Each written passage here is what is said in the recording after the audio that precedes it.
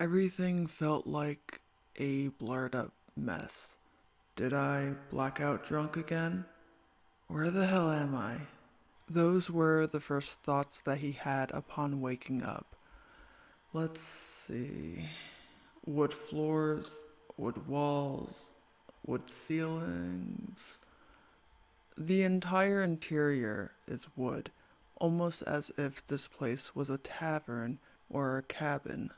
He thought it was possible that he had blacked out and fell asleep in a closet, but even when drunk, he'd usually pick a safer place to sleep. Something about this situation feels off. He quickly got up, only to realize that it was a mistake. His head felt light and heavy at the same time.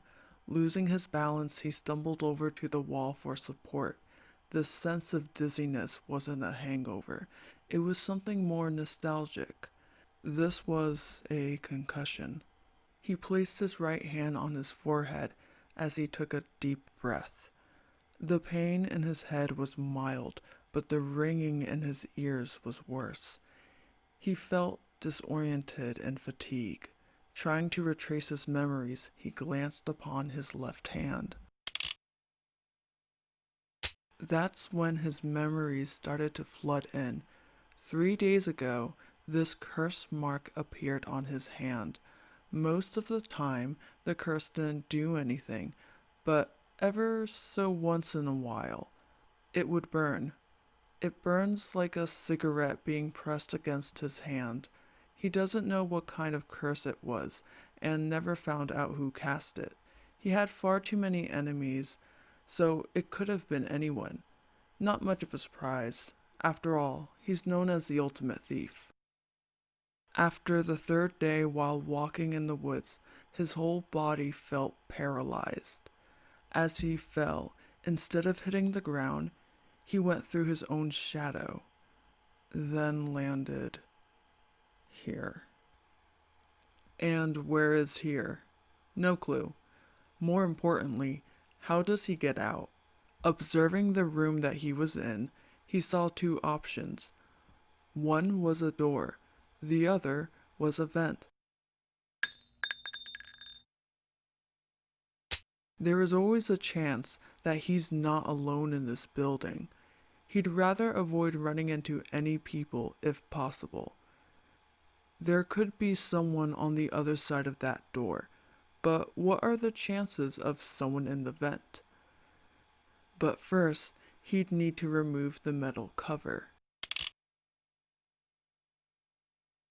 While investigating the cover, it appears that the screws are already loose. He doesn't need any tools to remove the vent cover. However, there was a new issue. He is small enough to fit in the vent, but it's very snug. There's a chance that the vent space will end up getting smaller. And of course, the vent was dark, but that was to be expected. With all of this in mind, he decided that it wasn't worth the risk. All he needs to do is to be sneaky and prepare himself. That's when he remembered that he should dig through his pockets. If all he did was fall, he should have all of his items, right? Most of the items were still with him: a lighter, pickpocketing tools, and his little dagger. It's safe to assume that when he was blacked out, no one came towards him. Good. Before checking the door, he remembered to screw the vent cover back in. It would be safer that way. The door appeared to be unlocked, and before leaving, he took a peek. It seems like no one was in the hallway.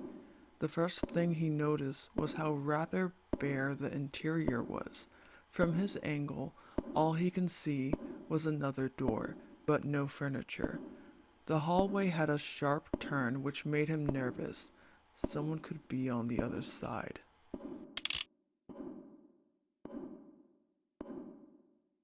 He first tried to test the other door.